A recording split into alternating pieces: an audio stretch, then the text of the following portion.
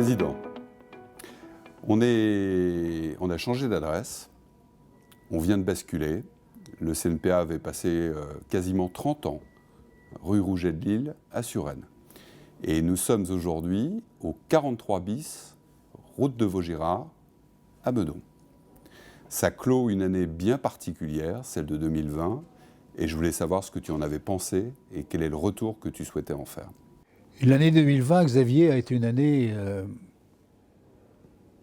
qu'on peut qualifier d'exceptionnelle.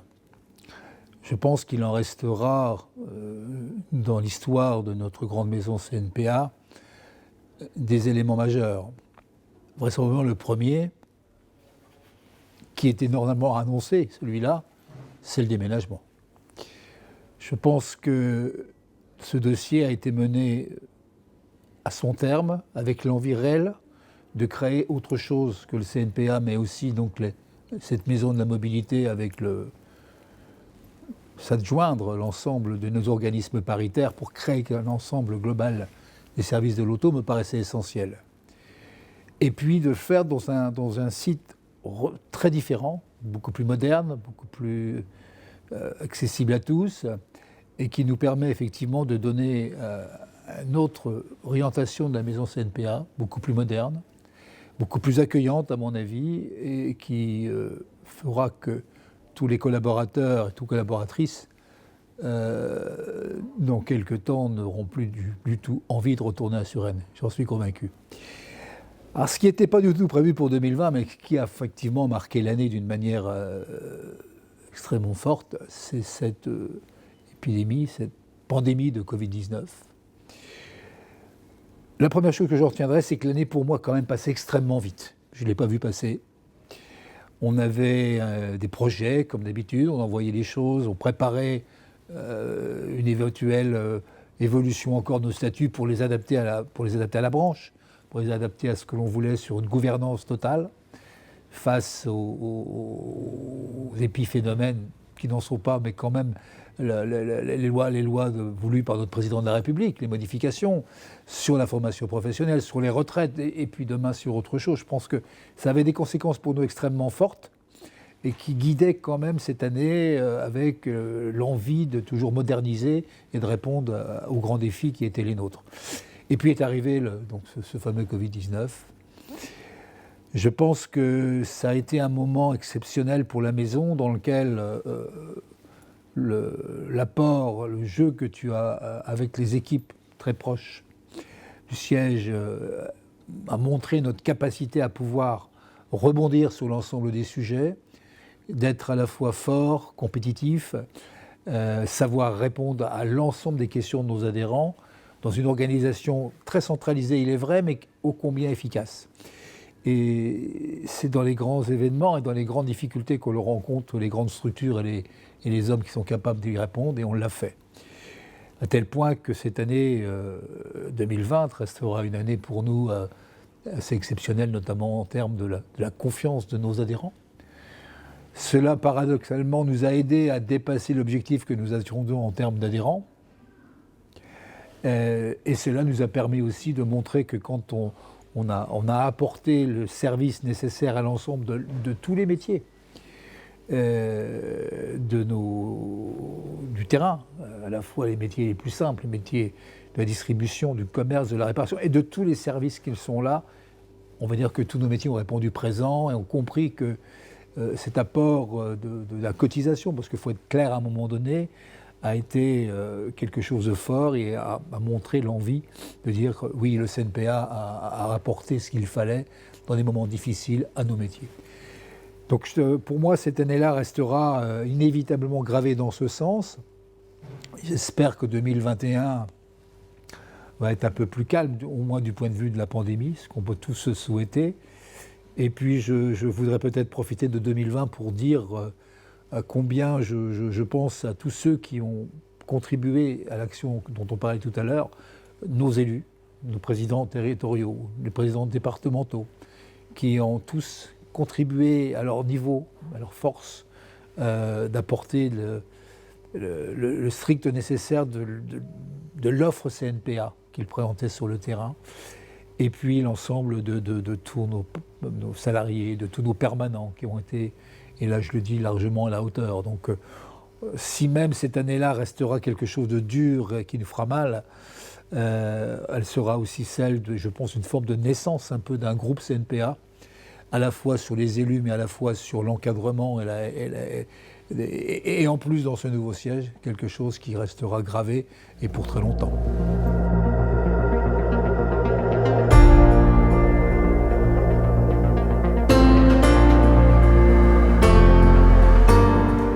Le résumé qu'on a pu faire de l'année 2020, notamment sur la façon dont on a apporté les réponses que pouvaient attendre nos adhérents, ce travail a eu des fruits extrêmement importants, notamment des résultats en termes d'adhérents, en termes d'organisation de la maison et en termes effectivement financiers. Est-ce que tu peux nous donner quelques éléments importants, traçant effectivement la réponse à ces chiffres? Merci pour ta question, parce que ta question permet de mettre en valeur avant tout un travail collectif absolument considérable, à la fois avec nos élus, qui sont nos représentants, qui sont dans l'équipe. Ils sont en première ligne avec nous.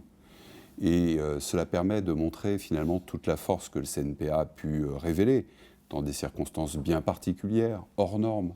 Ce sont des circonstances qui permettent à la fois de révéler sans aucun doute les faiblesses. Et il y en a, on pourra les corriger, les travailler ensemble en 2021.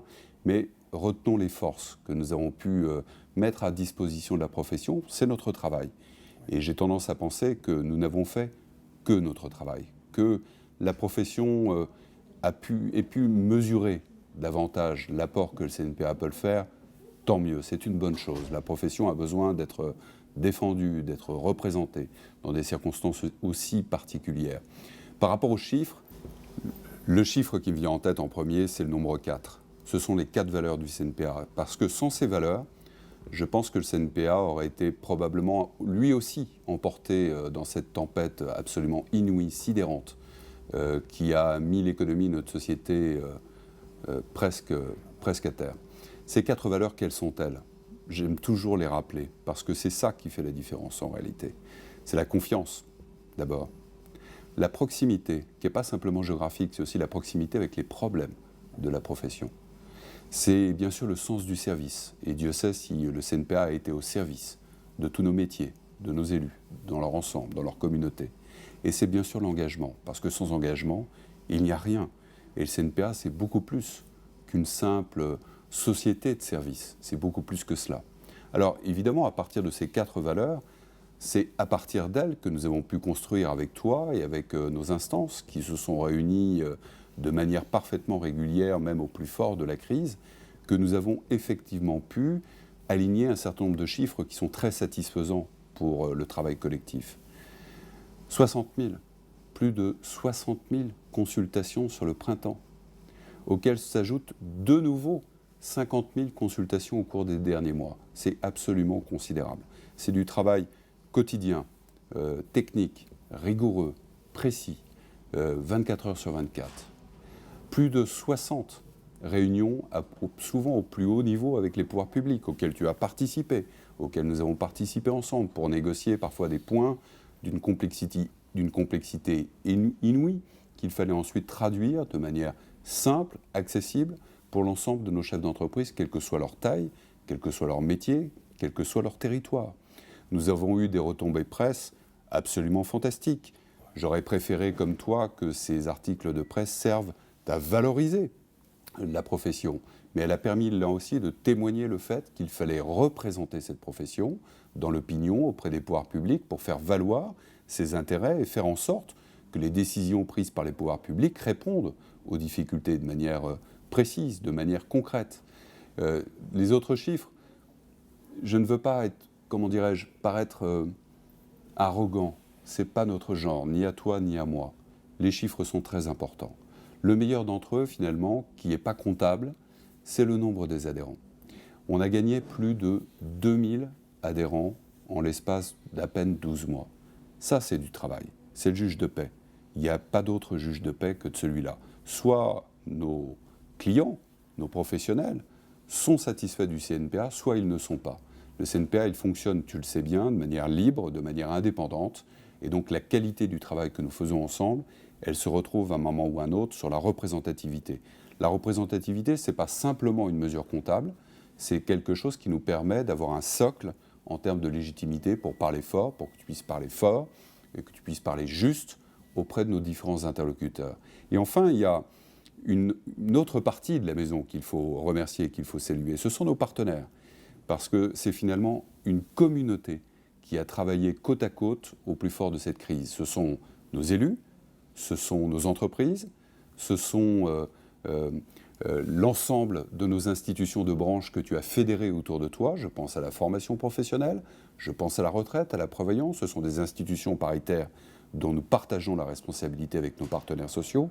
Et il y a effectivement nos partenaires qui se sont montrés fidèles et attentifs avec un seul objectif que nous partageons en permanence avec eux, apporter des solutions.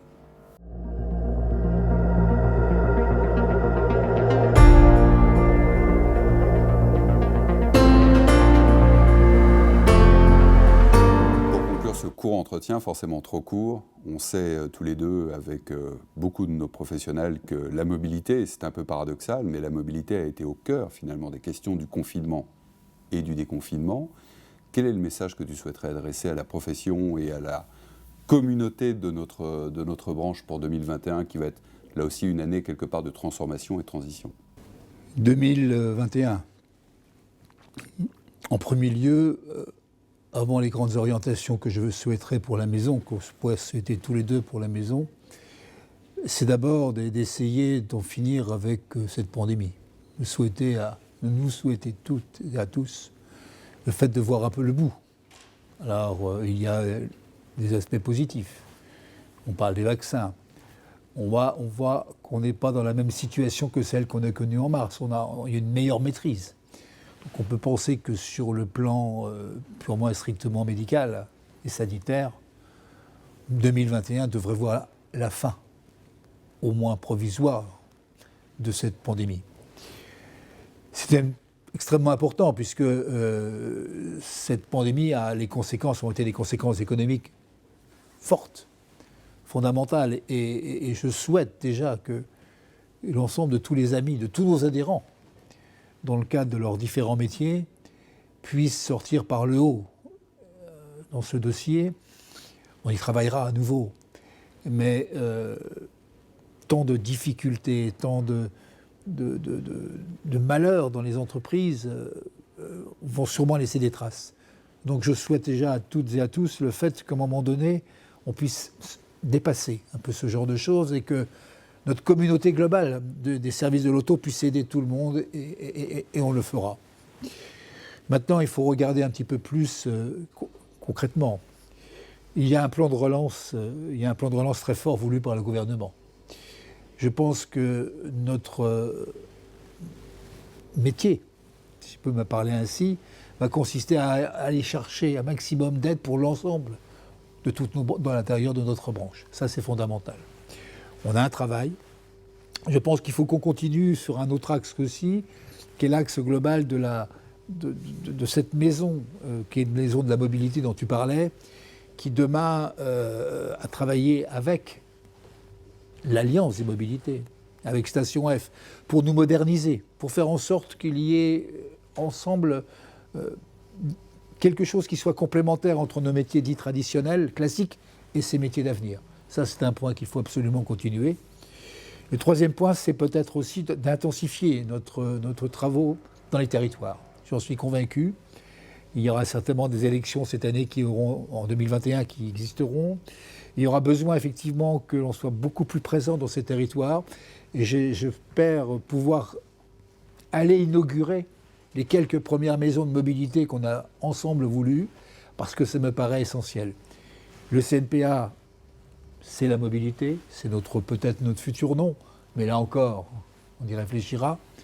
Mais que 2021 soit quelque chose sur lequel le CNPA sera écouté, sera fort, et j'en suis persuadé, continuera avec l'ensemble de toutes nos forces à apporter aux uns et aux autres le réconfort et le travail nécessaire qu'un syndicat doit faire. Voilà ce que je pense pour 2021.